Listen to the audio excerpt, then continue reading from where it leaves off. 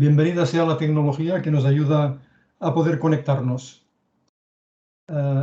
Todos ustedes veo que tienen los micros y los vídeos cerrados. Eso es muy bueno para mejorar la conexión. Esta conferencia será grabada, pero únicamente la conferencia. Cuando se termine la exposición, se terminará también esta grabación. Las preguntas se podrán hacer al final, ya sea a viva voz o por el chat, conforme a ustedes les sea más cómodo. Y antes de empezar, les invitamos a seguirnos en nuestros canales de las redes sociales, en el canal de YouTube, donde vamos colgando nuestras conferencias, el canal Centre Barcelonès de Cultura Espírita, en Twitter, en CBC20, en nuestra web, cbc.info, en Instagram, cbc80, y finalmente en Facebook, @cbc.info.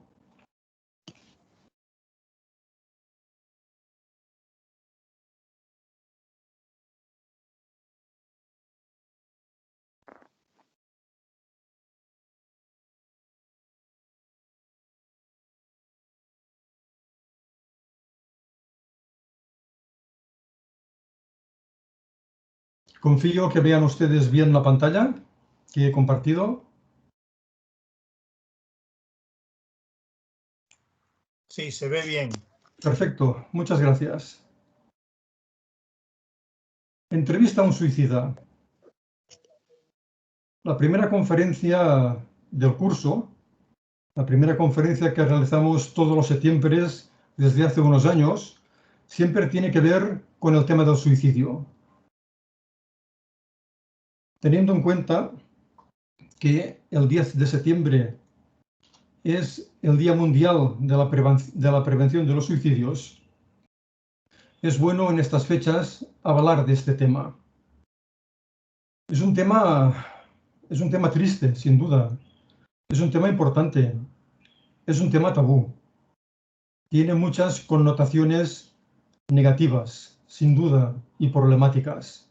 Sería un poco como este cuadro. Aspectos duros, oscuros, aunque se vea alguna luminosidad al final del túnel, pero sin duda es uno de los temas más importantes que podemos examinar desde la visión espiritista. Simplemente algunos pocos datos que vale la pena siempre tener presentes. En España, en 2019, fallecieron 3.671 personas por suicidio. 3/4 partes eran hombres, más bien personas jóvenes. Y el suicidio, como se indica en el último párrafo, es el mayor problema de salud pública en Europa. Y parece mentira que se hable tan poco del suicidio, que no se le dé la importancia que realmente tiene. Ya como última diapositiva informativa, es un resumen: 3 de cada 4 personas que se suicidan son hombres, unas 10 personas al día, y cada suicidio afecta por lo menos a 6 personas más. Prácticamente es el doble de personas que fallecen por suicidio en España que aquellos que fallecen en un accidente de tránsito.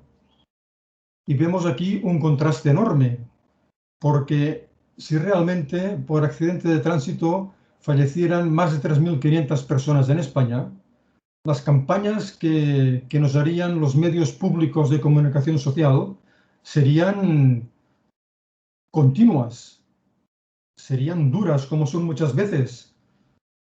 Y sin embargo, de un problema tan evidente y tan grave como el suicidio, se habla muy poquito. Últimamente parece que en algunas comunidades, en algunos lugares, se empiezan ya a replantear qué estrategias se pueden llevar a cabo para prevenir el suicidio, porque el suicidio se puede prevenir y esto es muy importante. La entrevista en suicida que hoy examinaremos es el capítulo de un libro psicografiado por el médium brasileño Francisco Cândido Xavier y dictado por el hermano X. El libro se titula Vitrina de la vida. El hermano X, Irmão X en portugués, es el seudónimo de Humberto de Campos. Humberto de Campos fue un periodista de finales del siglo XIX, principios del siglo XX, un periodista brasileño, escritor, poeta, un hombre con mucho talento, que después de desencarnar, a los pocos años empezó a enviar mensajes a través del medium Chico Xavier. Sucedió con ellos una historia muy curiosa, y es que la familia de Humberto de Campos denunció a Francisco Cándido Xavier reclamándole derechos de autor por esas psicografías que él obtenía mediúmnicamente. Es algo totalmente fuera de lugar. Afortunadamente, el juez que tuvo que dictaminar lo hizo a favor de Francisco Cándido Xavier. Pero a partir de aquel momento debieron decidir que era mejor utilizar un seudónimo para evitarse problemas futuros. Pues bien, en este libro, alguien, no queda claro en el libro si es el propio Francisco Cándido Xavier o alguna otra persona de las que acudían a aquellas reuniones mediúmnicas, le propone a Humberto de Campos que busque a un suicida y le realice una entrevista, pero preguntándole exactamente 11 preguntas que le proponen desde el entorno material de esa reunión. Y Humberto de Campos realiza esa entrevista y al empezar su informe, por decirlo así, les dice que ahí va, amigo, la entrevista rápida que usted solicitó al viejo periodista desencarnado con una suicida común. Sabe usted como yo que no existen casos absolutamente iguales. Cada uno de nosotros es un mundo por sí. Y esta es una de las grandes verdades que tanto la psicología material como también la filosofía espiritista nos enseñan. Cada uno de nosotros es una persona distinta. Y a pesar de que podamos encontrarnos en algunas oportunidades en situaciones idénticas, no por ello las consecuencias de esas situaciones ni las causas que nos han llevado a ellas son exactamente iguales, porque cada quien está en su momento evolutivo particular y cada uno de nosotros tiene unas circunstancias diferentes a los demás. Por eso se recomienda tanto que no podemos juzgar a nadie por determinadas circunstancias, porque realmente no sabemos qué es lo que ha llevado a aquella persona a esa situación, cuáles son los antecedentes que le han abocado a aquella circunstancia.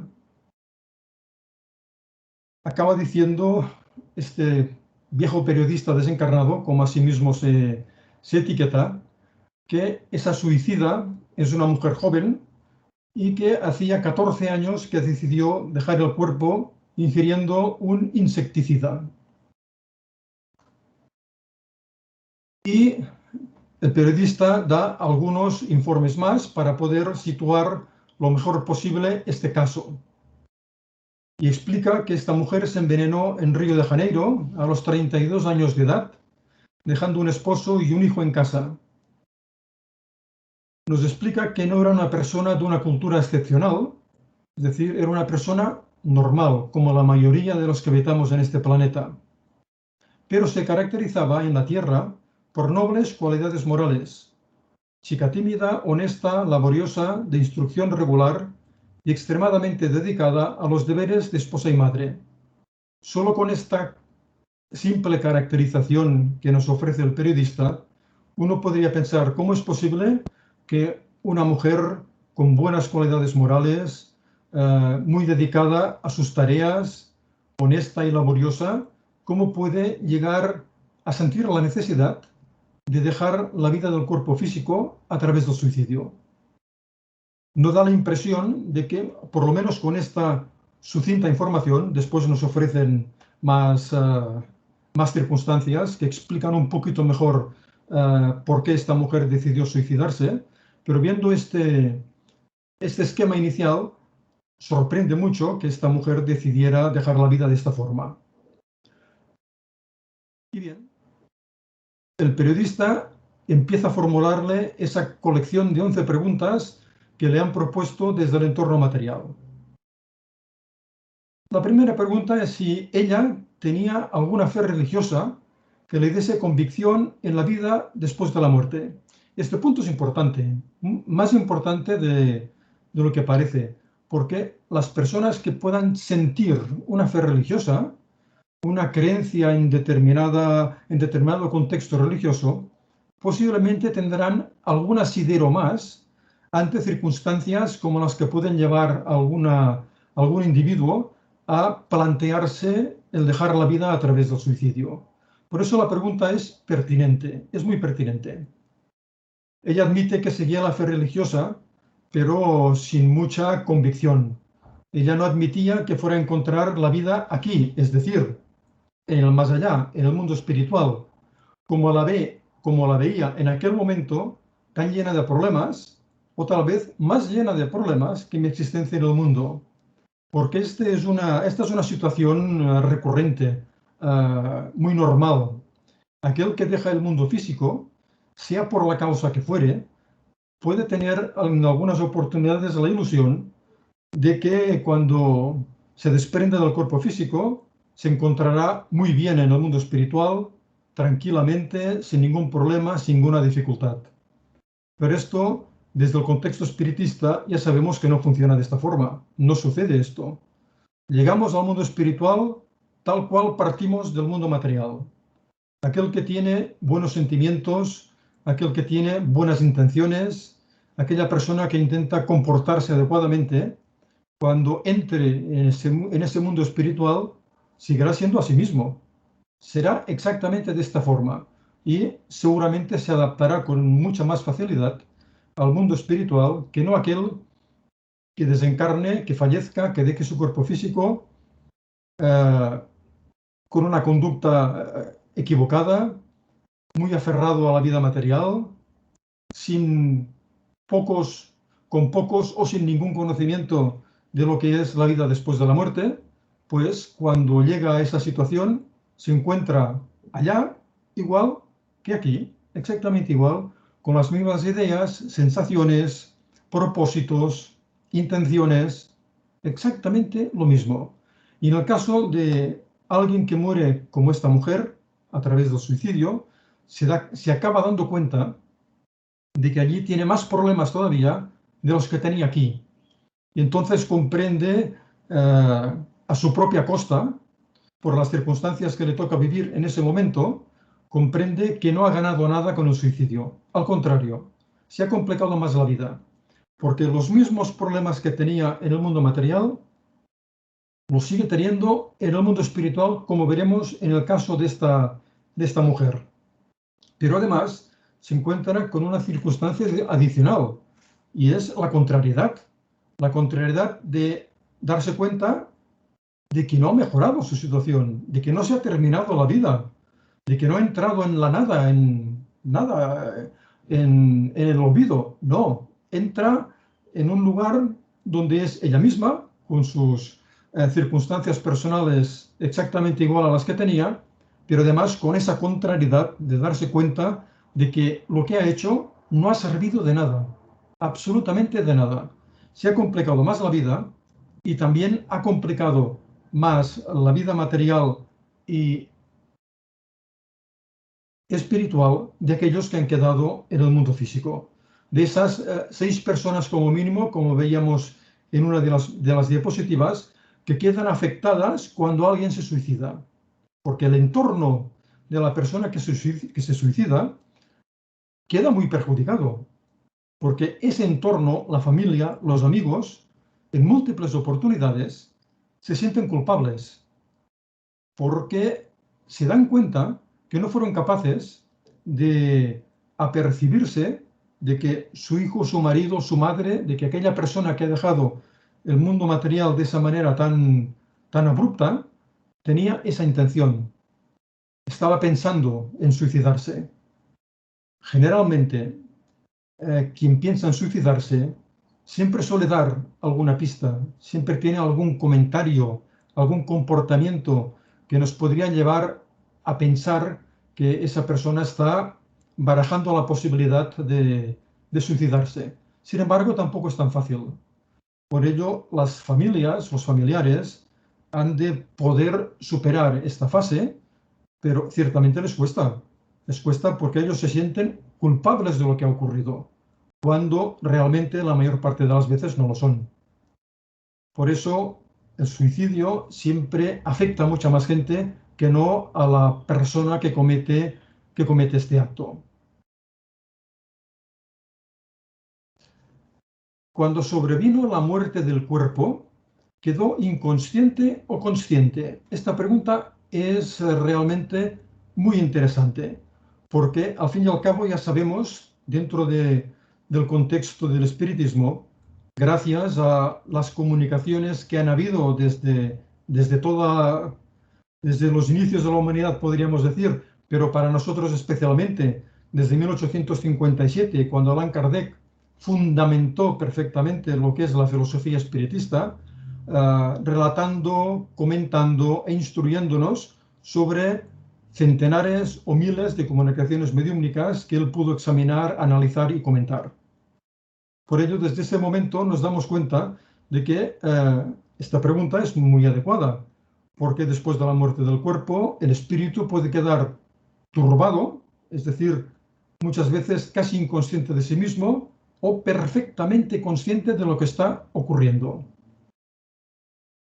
El espíritu de esta mujer le dice a Humberto de Campos que no conseguía ni siquiera mover un dedo, pero por motivos que todavía no sabía explicar ya en ese momento en que estaba lúcida, que comprendía perfectamente cuál era su situación en el mundo de los espíritus, dice que permaneció completamente lúcida y por mucho tiempo. Esta es una circunstancia que debía ser muy necesaria para este espíritu, para que se diera realmente cuenta enseguida, desde el primer momento, que la decisión que había tomado había sido una decisión totalmente infructuosa, porque no había conseguido realmente nada de lo que se proponía. Se estaba enfrentando a una tormenta. Este cuadro que acompaña esta diapositiva, la artista lo tituló Se avecina la tormenta. Y esto es lo que le ocurría a esta mujer. Esto es lo que le ocurre a muchos que optan por el suicidio. No se dan cuenta que para ellos se avecina una tormenta realmente. Una tormenta de emociones, de sensaciones desagradables, complicadas. Y sigue el periodista. ¿Cuáles fueron sus impresiones al comprobarse desencarnada? Es decir, al darse cuenta que su cuerpo estaba muerto, pero que ella como espíritu seguía viva. Al lado de terribles sufrimientos, un remordimiento indefinible tomó cuenta de mí.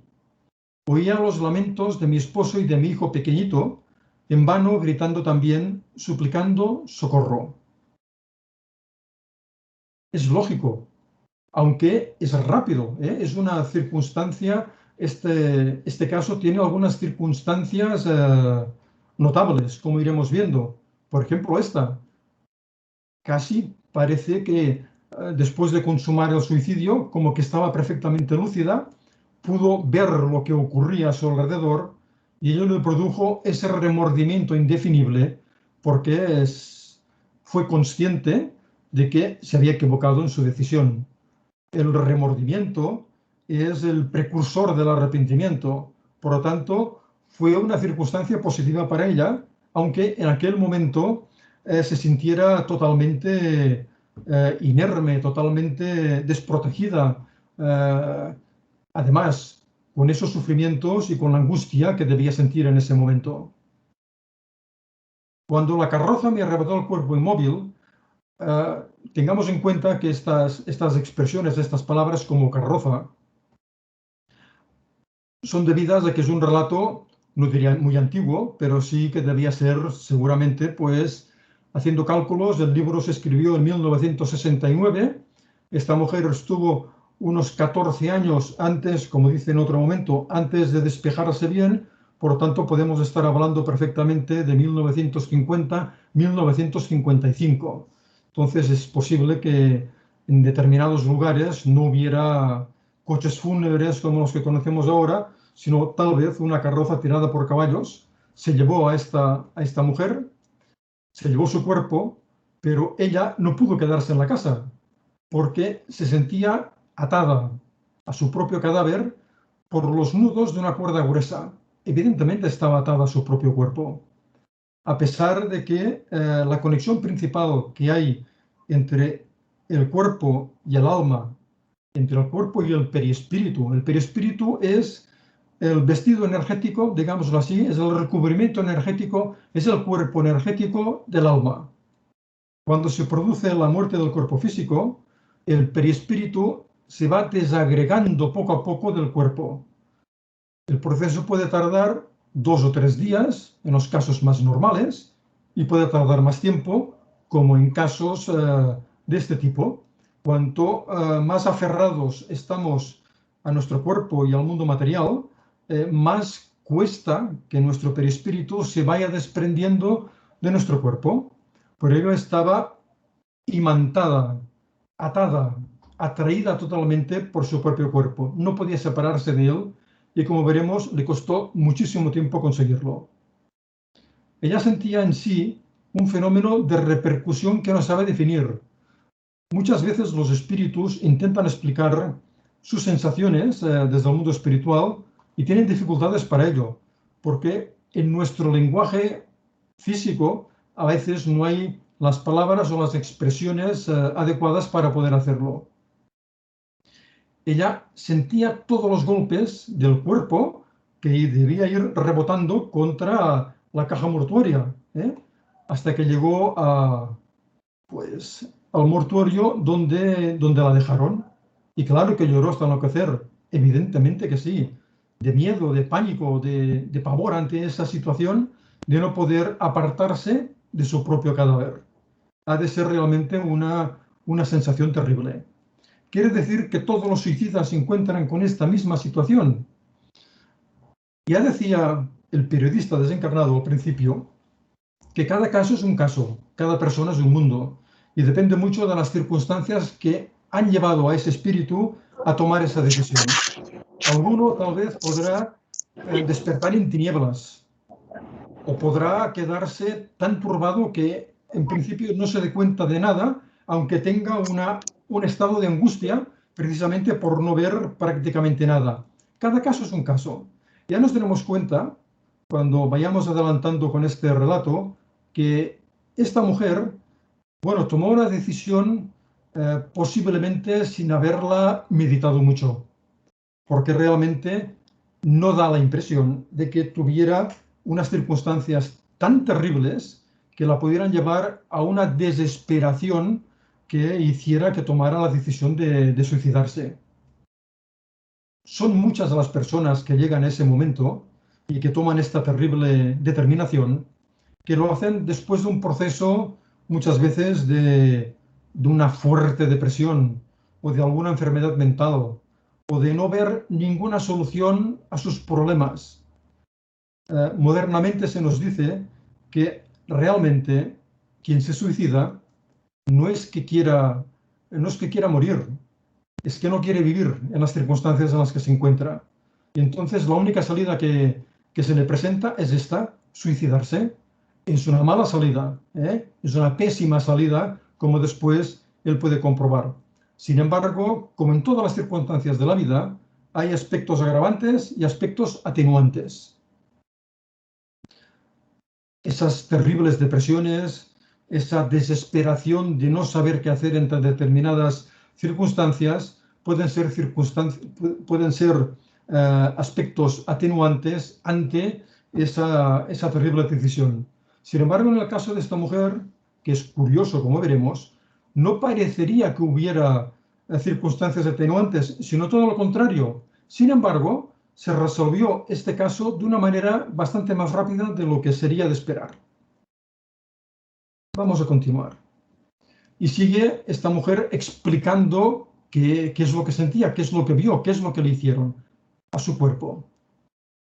Después de pocas horas notó que alguien ponía su cuerpo en la mesa de exámenes. Me vi súbitamente desnuda y temblé de pudor, pero la vergüenza se fundió en el terror que pasé a experimentar al ver que 2 hombres jóvenes me abrían el vientre sin ninguna ceremonia a pesar del respetuoso silencio con que se entregaban a la poderosa tarea. No sé qué me dolía más, si el dolor indescriptible que me recorría la forma en mi nuevo estado de ser, cuando los golpes del instrumento cortante me rasgaban la carne.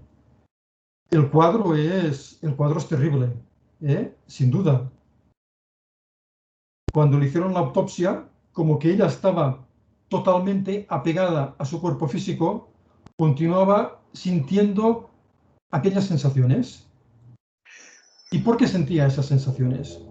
Porque su perispíritu todavía no estaba desligado totalmente de su cuerpo, y aún le costaría bastante, a pesar de que la conexión principal de perispíritu-cuerpo, que es a nivel del cerebro, estuviera ya rota, porque si no, no estaría muerta, no estaría muerto su cuerpo. Pero sin embargo, su perispíritu todavía estaba enganchado a su cuerpo, por eso notaba todas esas sensaciones. Además, cuando uno ve lo que le están haciendo al cuerpo, ya solo por repercusión psicológica, uno ha de padecer. Por ello, en su caso, se sumaban las dos circunstancias. Seguro que ese espíritu debió pasar unos momentos, unas horas absolutamente terribles. Y claro, ella que pocas horas antes estaba en su casa, tranquilamente en su habitación, tuvo que aguantar todo lo que sucede en una autopsia. Y ella pidió socorro, claro está, pero nadie la escuchaba ni la veía, lo cual no es cierto. Eso no era cierto a pesar de que ella no pudiera observar la presencia de nadie. Estaba tan ofuscada, tan turbada en este aspecto, que no podía ver ningún espíritu que estuviera por allí que pudiera auxiliarla de alguna manera. Es decir, que ella se encontraba en un caos, en un remolino de sensaciones, de sentimientos, de miedo y de terror, como este remolino que vemos en este cuadro, que si nos fijamos mucho nos sentimos atrapados por él. Ella debía sentirse así en ese remolino. Entonces Humberto de Campos le pregunta si recurrió a la oración. Lógica esta pregunta, además teniendo en cuenta que, quieras que no, esta mujer había estado seguramente en un ambiente cristiano, a pesar de que, como ella muy bien dice, hemos visto al principio, no esperaba nada después de la muerte. Y dice que sí, y claro está, cuando uno se encuentra desesperado, a pesar de que no crea en Dios, es muy normal que tengamos esa tendencia a pedir ayuda a Dios. Pero ella ya explica que lo hacía a la manera de un loco desesperado, porque no tenía nociones claras de lo que era Dios. Simplemente lo que deseaba era superar aquellos dolores físicos y morales. Claro está, quien padece lo que precisa, lo que necesita, lo que busca es dejar de padecer. Además, en aquel momento, acaba diciendo que la oración era un recurso al que echaba mano muy tarde. Sin embargo, esto no es realmente así. Es decir, la oración, que es un tema que en nuestra próxima conferencia examinaremos con todo detalle. La oración, la elevación de pensamientos, el pedir ayuda a Dios, a Jesús, a los buenos espíritus, esto es algo que se puede hacer siempre, nunca es tarde, jamás es tarde. Lo cual no quiere decir que no hubiera sido mejor para ella y muchas veces para nosotros haber utilizado ese recurso antes. En espiritismo sabemos, gracias a los estudios que realizó Allan Kardec y a las múltiples comunicaciones y a las múltiples preguntas que él pudo realizar a espíritus lúcidos e instruidos, sabemos que hay siempre alguien que nos tutela, alguien que nos vigila, alguien que nos acompaña. Kardec lo denominó espíritu protector.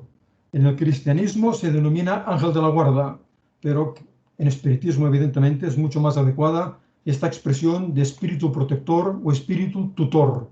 Es un espíritu superior a nosotros que está pendiente de nosotros, no quiere decir que esté permanentemente enganchado a nuestro lado, sino que puede controlar la situación a distancia, si hace falta, para acudir en el momento oportuno y intentará siempre intuirnos buenas opiniones, darnos buenos consejos, especialmente cuando nuestro cuerpo duerme, nuestra alma se emancipa.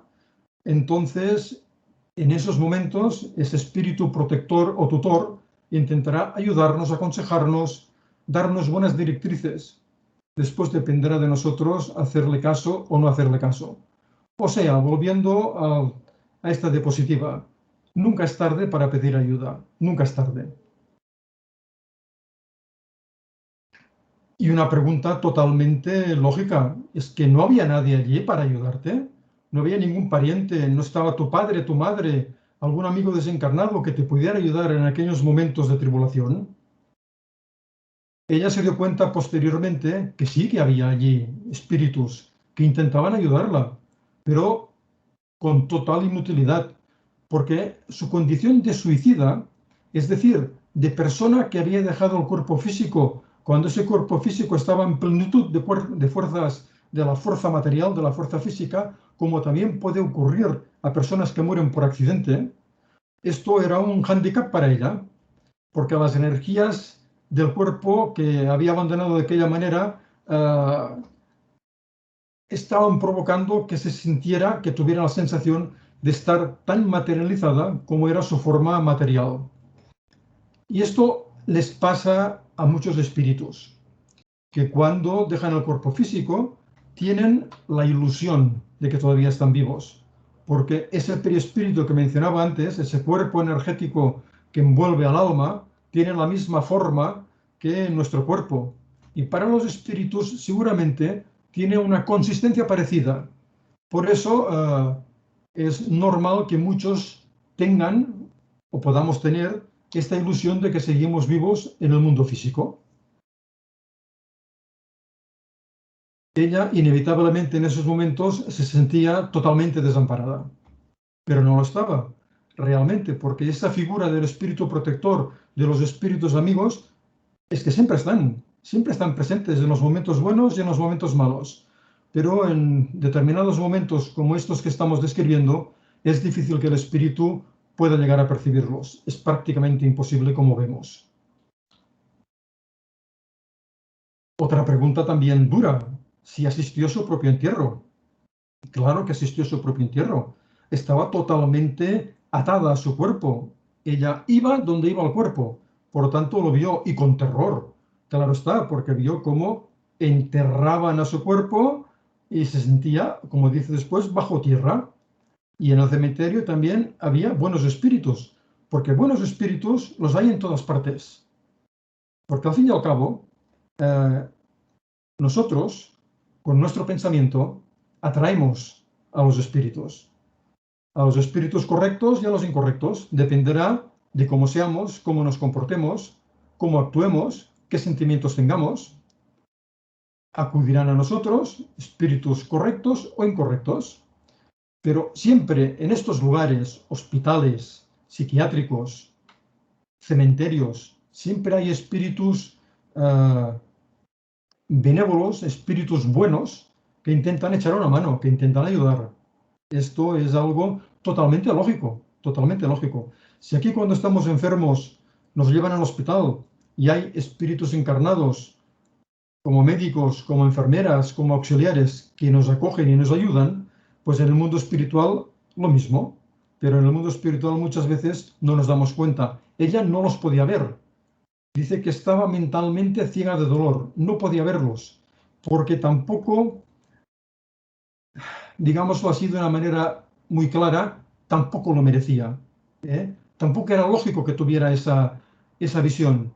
Por lo menos en ese momento tenía que producirse en ella el efecto de ese remordimiento. Y el efecto de ese remordimiento es arrepentirse de lo que se ha hecho y pedir ayuda. Todo tiene un proceso. No quiere decir que estemos abandonados, jamás estamos abandonados. Siempre estamos en la compañía necesaria para salir adelante, aunque nosotros no nos demos cuenta muchas veces. ¿Y qué pasó después? No supo, no sabe decir ella cuántas semanas, cuántos meses, cuánto tiempo estuvo atada a su cuerpo viendo la descomposición del mismo. Bueno, debió llegar un momento en que esa conexión de su perispíritu con el cuerpo quedó ya totalmente rota y entonces se vio liberada y pudo salir de aquel lugar sintiéndose débil, destrozada, hambrienta, y cuando sale de aquel lugar se ve rodeada por una turba de espíritus. Dice que más tarde viene a saber que eran crueles obsesores. Bueno, en el mundo espiritual hay de todo, sin duda, de lo más bueno y de lo más malo, como en el mundo material. Y aquellos que están en circunstancias complicadas por sus propios actos, es normal que aquellos que se acerquen a molestar, a intentar dominarlos, a intentar aprovecharse de aquellas circunstancias, pues sean espíritus de un tenor parecido, sean espíritus malévolos, espíritus inferiores, espíritus ignorantes, que lo único que quieren es dominar, obtener placer y ser superiores a todos aquellos pobres que van encontrando en esas circunstancias. Y le dijeron que tenía que ingresar en prisión. Es algo casi sorprendente que espíritus de ese bajo nivel evolutivo le dijeran que el suicidio era una falta grave, que lo es, sin duda, que la juzgaran y que la condenaran. Y la encerraron en una especie de cárcel. El segundo párrafo de esta diapositiva es interesante, porque ella dice que abusaron de su condición de mujer. Traducido a un lenguaje llano, quiere decir que la violaron. Pero uno piensa, caramba, ¿estas cosas pueden pasar? Al fin y al cabo, esta mujer no tenía cuerpo. Estaba simplemente envuelta con su perispíritu. Pero sin embargo, el perispíritu de esos espíritus de tan baja condición moral se asemeja muchísimo al cuerpo. Ese perispíritu tiene una densidad tal que debe parecerse mucho a la consistencia del cuerpo físico. Y además, como que la inmensa mayoría de ellos deben creer que todavía tienen su cuerpo físico y que están en las mismas circunstancias que estaban en el mundo físico, pues tendrán ese cuerpo energético con los mismos órganos, con las mismas circunstancias que el cuerpo físico que tenían. Y por eso pueden ocurrir circunstancias de este tipo. Finalmente, después de que llegara al arrepentimiento, ella pudo contactar mentalmente con ese pedido de ayuda con los espíritus bienhechores que en todas partes siempre están pendientes y pudieron extraerla de aquella situación para llevarla a otro lugar más tranquilo. ¿Quiere decir que todos los espíritus que desencarnan a través del suicidio se encuentran en circunstancias parecidas a las de esta mujer? Evidentemente no. Cada caso es un caso diferente. Ya sé que en la literatura mediúmnica espiritista clásica, y cuando digo clásica quiero decir la que se generó especialmente en Brasil a partir de la década de los 40 del siglo pasado, pues se habla de lugares pavorosos en el mundo espiritual donde hay multitudes de millares de suicidas allí hacinados en unas circunstancias terroríficas y que permanecen allí hasta que al cabo de mucho tiempo son capaces de arrepentirse y ser recogidos desde allí por otros, por espíritus lúcidos, instruidos y que pueden ayudarles. ¿Es esto así? Seguramente muchos espíritus desencarnados lo vivirán de esta forma, pero no tiene por qué ser así. No podemos olvidar que el pensamiento crea imágenes. El pensamiento crea imágenes. Y esas imágenes se pueden volver nuestra realidad cuando estamos en el mundo espiritual. Por eso, alguien que fallece, por ejemplo, en un accidente y ve cómo queda el panorama después del accidente, puede sentirse durante meses y tal vez años en esa misma situación por una formación mental que él mismo crea y en la cual se siente inmerso. Quiere decir que ello existe para él. Para él es una realidad. Tal vez también es posible que en alguna oportunidad sean esos espíritus tutores quienes le plasmen esa imagen para ayudarle a que vaya pensando y reflexionando sobre aquello. Porque, caramba, si estoy desencarnado por un accidente y pasa el tiempo y tiempo y tiempo y tiempo y sigo de la misma forma, al final tal vez se acabará haciendo un cierto raciocinio en mí y pensaré que esto no puede ser, que no es lógico que esté tanto tiempo en estas circunstancias. Insisto, cada caso es un caso. Entonces, cuando alguno de esos espíritus pueda plasmar eh, esta mujer, por ejemplo, que vio en el cementerio aquella turba de espíritus, puede quedarse con esa imagen en su mente espiritual, y más adelante plasmar algo parecido y sentirse como en un lugar donde hay muchísimas personas como ella. Esto podría formar parte de su propia turbación y ser algo que le afecte solo a ella. Que también es posible que haya lugares en los cuales haya bastantes espíritus reunidos con circunstancias parecidas. Perfectamente posible. Pero lo que realmente es peligroso en filosofía espiritista es generalizar. Por lo que nos cuenta un espíritu, no podemos decir, ah, vale, si a ti te ha pasado esto, quiere decir que a todos los que fallecen como tú les va a pasar lo mismo. Falso, eso no es verdad. Porque todo depende de las circunstancias de cada uno. Dos muertes exactamente iguales pueden tener unas situaciones post-mortem absolutamente diferentes. Dos espíritus que mueran en trágicas circunstancias, si uno está muy apegado al mundo material todavía, pues despertará tarde y mal en el mundo espiritual. Si el otro que ha desencarnado en las mismas circunstancias es una persona digna, correcta, que ha intentado trabajar toda su vida de una forma adecuada en favor propio y de los demás, cuando desencarne, cuando deje el cuerpo físico, estará tranquilo a pesar de todo. Recibirá la ayuda necesaria para poder descansar y recuperarse sin problemas. O sea, a igual muerte no hay igual situación después de la muerte. Cada caso es un caso diferente. Aquí una pregunta clave. ¿Por qué decidió matarse? Celos de mi esposo, que había pasado a simpatizar con otra mujer. Claro está, no da más explicaciones. No da más explicaciones. No dice hasta dónde había llegado esa simpatía con la otra mujer.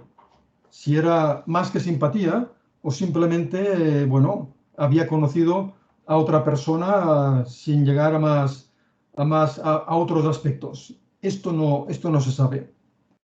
Sin embargo, que es una circunstancia dura para quien sea celoso, porque ya sabemos que las personas celosas lo pasan muy mal.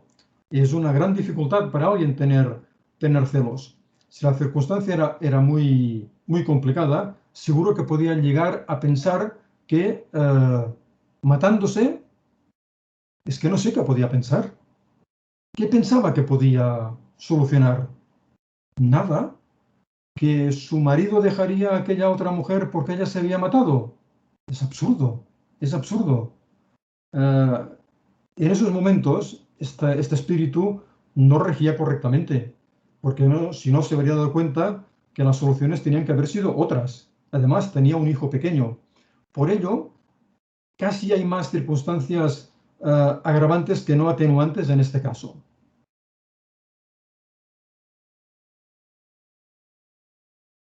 Otra pregunta importante que le hace Humberto de Campos a esta mujer. ¿Crees que la actitud que tuviste te trajo algún beneficio? Solamente complicaciones. Y es verdad, un suicidio solo nos trae complicaciones. Después de 6 años de ausencia, herida por terribles nostalgias, obtuve permiso para visitar la residencia que yo juzgaba como siendo mi casa en Río. 6 años. No es mucho. No es mucho. Hay espíritus que pasan décadas en turbación. Y este espíritu, solo con 6 años, ya tenía la autonomía suficiente y la comprensión necesaria como para poder visitar a su familia encarnada. Debió dar un cambio radical en su vida para poder acelerar tanto ese proceso de rehabilitación. Y entonces se dio cuenta de que nada le sirvió haber dejado la vida física, porque su marido se había vuelto a casar y precisamente con aquella mujer por la que ella sentía tanta animadversión. Es decir, que esta pobre no querría caldo y le dieron 2 tazas. Sufrió mucho, pero fue auxiliada por personas cariñosas desde el mundo espiritual que le ayudaron a entender y a comprender nuevos principios de comprensión y cambios de conducta. Y en este momento que se daba esta entrevista, estaba aprendiendo a convertir el odio en amor. Porque claro, como explica, si quería realmente estar cerca de su hijo y tocar, entre comillas, a su hijo, solo podía hacerlo a través del contacto con esa nueva mujer de su marido. Supo reconvertir sus sentimientos, y esto es muy loable en ella, y bueno, hacerse realmente amiga de aquella mujer y bueno, así poder acompañar a su hijo. Finalmente pudo comprender que el suicidio le intensificó esa lucha íntima y le impuso de forma totalmente inmediata duras obligaciones, porque solo desencarnar, solo dejar el cuerpo, ya nos damos cuenta que al ser perfectamente consciente de lo que le ocurrió, pues desde el minuto 1, desde el primer momento, tuvo esas sensaciones desagradables, esos momentos tan difíciles y bueno, tuvo que empezar ese proceso de reconversión de una forma casi inmediata, aunque le costara unos cuantos años conseguir comprenderlo todo realmente. ¿Qué aguarda para el futuro? La pregunta también es muy adecuada. Dice que tiene hambre de olvido y de paz. Y volver a encarnar es olvidar temporalmente. Por eso hay espíritus, y esto a veces nos sorprende cuando leemos libros mediúmnicos, hay espíritus que tienen unos grandes deseos de volver a la vida material solo para olvidar momentáneamente las circunstancias que están viviendo, que están sintiendo en el mundo espiritual. Dice que ella trabaja con buena voluntad en su propio mejoramiento y que cualquier prueba que le espere en las correcciones, o mejor podríamos decir, en las consecuencias negativas e inevitables con las que se va a encontrar cuando vuelva a encarnar, que pueda retomar el punto de evolución en que se quedó estacionada para poder reparar las consecuencias del error que cometió. Y sin duda, la vida, las leyes, le van a dar las oportunidades que necesite para poder superar aquello que realizó, para poder de alguna forma en el futuro acompañar y ayudar a su hijo, posiblemente a su marido y a todos aquellos que sufrieron por su decisión. No quiere decir que vayan a ser procesos cortos, a veces son procesos largos, pero este punto inicial, este interés que tenía este espíritu, es una de las mejores condiciones que se pueden tener para retomar esa vida y para continuar adelante con ese proceso evolutivo. Y el periodista dice que, bueno, aquí he terminado. Aquí termina lo que he estado haciendo en mi posición de secretario. Y le dice unos comentarios que también son interesantes de considerar. Dice, no sé por qué deseas esta entrevista. Si es para curar a alguna persona querida que tiene inclinaciones a matarse, puede ser que se alcance el objetivo deseado. Porque cabe siempre perfectamente la posibilidad de que aprendamos de las experiencias ajenas. No suele pasar así, porque casi siempre nos pensamos que tenemos la razón y que queremos tener nuestra propia experiencia de vida.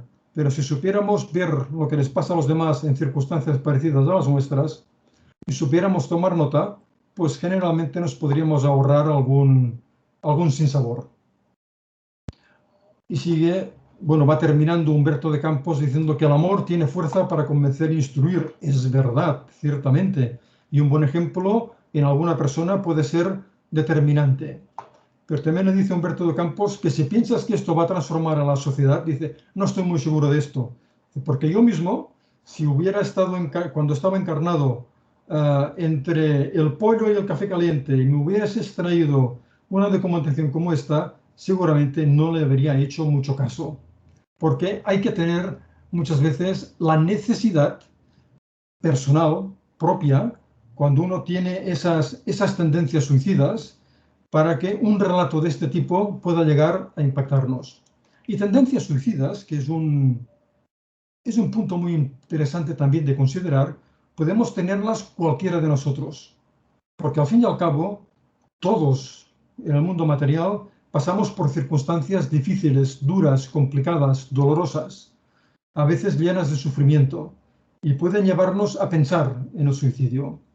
O en otras oportunidades, si tenemos sensación de desánimo, de mucha dejadez ante las circunstancias de la vida, estamos atrayendo, sin pensarlo y sin quererlo, a espíritus que puedan tener tendencias como las nuestras, o a espíritus que hayan pasado por circunstancias como las nuestras.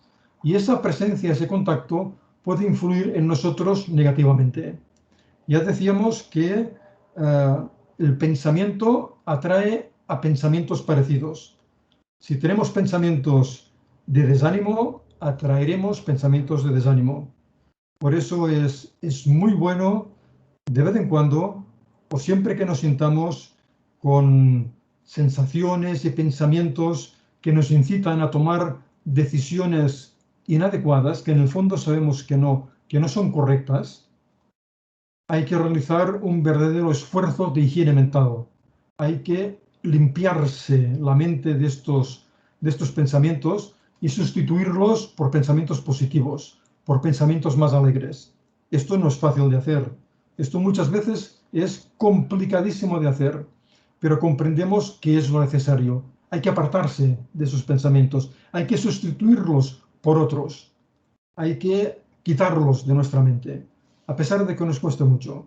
Ahí sí que la meditación, la reflexión, el pedir ayuda a aquellos que nos quieren del mundo material y del mundo espiritual es muy importante. Porque a veces, dentro del contexto espiritista, hay personas que piensan que únicamente pueden ayudarnos los espíritus buenos. Eso sí que saben. Eso saben perfectamente lo que hay que hacer. Y deseamos en múltiples oportunidades que sean ellos los que vengan y nos instruyan, porque así aprenderemos. Esto no va así. Esto no va así de ninguna de las maneras. Si nuestros pensamientos no son realmente sinceros, esos espíritus no van a acudir. Van a acudir si tenemos realmente interés en que ello suceda, en que nos den esa ayuda y que nosotros tengamos el interés por ponerla en práctica, por aprovecharla. Pero eso son muchas las veces que no ocurre y atraemos todo lo contrario. Y también sucede que en muchas oportunidades olvidamos que en el mundo físico, a nuestro alrededor, hay personas sensatas a las cuales podemos pedir ayuda, a las cuales podemos pedir consejo. Desafortunadamente, como decía, dentro del mundo espiritista, muchas veces se da más valor a la opinión de un espíritu, que a veces puede ser una opinión mediocre y fuera de lugar e incorrecta, que a la opinión sensata de alguien que nos quiere realmente, de nuestro entorno familiar o de amistades. A veces nos olvidamos de esto. Y hay personas en el mundo físico que nos quieren y que si nos dejamos nos van a ayudar, sin duda. Muchas veces un padre, una madre, un amigo, a quien sepamos pedir ayuda, a quien sepamos sincerarnos, nos podrán ayudar y lo harán con todo el interés del mundo, porque nos quieren. Y el amor realmente, como dice en esta diapositiva Humberto de Campos, tiene fuerza para convencer, para instruir y para curar. Y terminamos con una última diapositiva de Allan Kardec, que podéis encontrar en uno de los capítulos de su obra El cielo y el infierno. Hay muchas veces que las personas nos quejamos, especialmente cuando tenemos algún tipo de conocimiento del mundo espiritual, podemos quejarnos de que, mira, oye, qué pruebas que me han tocado en suerte esta vida, qué dificultades tan enormes, es que no puedo con ellas. Es imposible para mí poder solventar esos problemas que la vida me está presentando.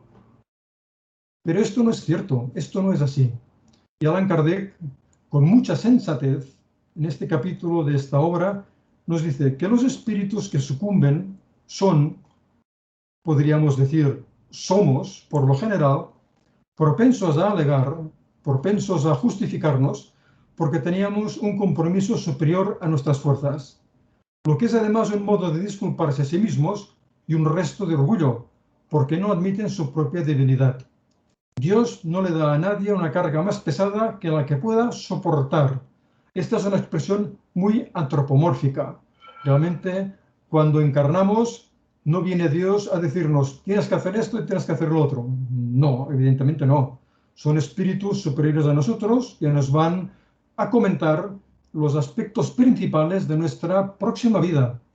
Y si nos encontramos con determinadas dificultades, es porque realmente tenemos las fuerzas mínimas, tenemos los recursos intelectuales y morales mínimos para empezar a trabajar de una manera correcta esa dificultad. Porque si no tuviéramos esas fuerzas mínimamente, la vida, el mundo espiritual, la espiritualidad superior, Dios, digámoslo así, de ninguna de las maneras nos pediría que resolviéramos esos problemas. Sería absurdo. Si alguien le pide que levante una piedra de 100 kilos y no puede con una de 5, lo vamos a hundir. Jamás podrá superar esto y se va a hundir realmente en la depresión. Por eso, cuando hay una dificultad, quiere decir que algo podemos hacer por solventarla. No quiere decir que seamos capaces de liquidar aquel problema de hoy para mañana y tal vez no seamos capaces tampoco de arreglar esa situación durante esta encarnación, durante esta vida material. Tal vez necesitemos más tiempo, más vidas para conseguirlo. Es posible, pero esto es como una entrega por fascículos. El primer fascículo es esto que hay que hacer en esta encarnación. Vamos a hacerlo. La próxima, esta primera entrega está superada. Vamos por la siguiente. Y así vamos solventando los problemas poco a poco, porque somos libres. Y esto nos olvidamos muchas veces. Somos libres. Aunque en múltiples oportunidades digamos que no, que estamos dominados, que mira, en el trabajo el jefe me domina, en la familia mis padres, mi madre, mi cónyuge, los hijos me tiranizan. No soy capaz de hacer nada por mí mismo, no tengo ninguna libertad. Pero esto es falso, totalmente falso. Siempre hay libertad. Tenemos libertad para hacer una cosa o dejar de hacerla, para pensar bien o para pensar mal, para burlarnos de alguien o para tener piedad de esa persona. Esto no tiene que ver nada con las circunstancias complicadas de la vida. Esto tiene que ver con nuestro libre albedrío. Y si somos capaces de actuar correctamente en estos casos, esto va a fortalecer nuestro espíritu. Esto nos va a dar recursos y herramientas para poder tratar adecuadamente las dificultades que se vayan presentando, porque estamos cimentando, con buenas actitudes y con buenas actividades, estamos cimentando una fuerza moral, una fuerza mental, que es realmente lo que necesitamos. Pero si en lugar de tener piedad por aquel que la necesita, lo que tenemos es un sentimiento de burla, nos vamos hundiendo nosotros mismos y vamos atrayendo a espíritus que piensan y sienten como nosotros. En cambio, si tenemos un sentimiento de piedad, aunque solo sea eso, un sentimiento de piedad, estamos atrayendo hacia nosotros a buenos espíritus que seguro que valorarán ese esfuerzo e intentarán secundar nuestra tarea de ayuda a aquella persona. Por eso somos libres. En los aspectos más importantes somos libres, aunque no podemos dejar ese trabajo que nos tiene absolutamente agobiados, aunque no seamos capaces de apartarnos de ese familiar o de esa persona que nos tiraniza, aunque no seamos capaces de superar las circunstancias materiales que vivimos, pero somos libres de pensar, somos libres de desear aspectos positivos, somos libres de que nuestro comportamiento sea lo más amoroso posible a pesar de todo, a pesar de las dificultades. Y esta es una gran manera de empezar a remontar poquito a poco el vuelo. Dice Kardec al final que solo a nosotros mismos debemos atribuir las consecuencias que resultan de las circunstancias de la vida. Somos responsables de lo que hacemos, sin duda. Y en cada encarnación nos vamos encontrando muchas veces con las consecuencias negativas de lo que hicimos en otras vidas. Si no hemos sido capaces, entre aquel momento que nos equivocamos y ahora mismo, en ese lapso de tiempo, que pueden ser días, meses, años, siglos o milenios, si en ese intervalo de tiempo no hemos sido capaces de rectificar, de cambiar, de intentar resolver esa circunstancia negativa inicial, las consecuencias negativas van a caer sobre nosotros ineludiblemente. Pero si hemos hecho un trabajo positivo en ese intervalo de tiempo, esas consecuencias negativas no se van a ver por ninguna parte, porque las habremos neutralizado con nuestro comportamiento. Bien. Nuestra próxima conferencia será el 16 de octubre a través de la plataforma YouTube. Hay que enfatizar, hay que resaltar que será a las 18 horas, una hora antes de las que ha sido hasta ahora. Digamos que por lo menos aquí en Europa estamos entrando en el horario de invierno y será una hora antes, a las 18 horas de España. Aquí tienen también nuestras redes sociales donde pueden recabar información de nuestras conferencias, de actividades y de comentarios que vamos haciendo. Y muchas gracias por acompañarnos y por su atención.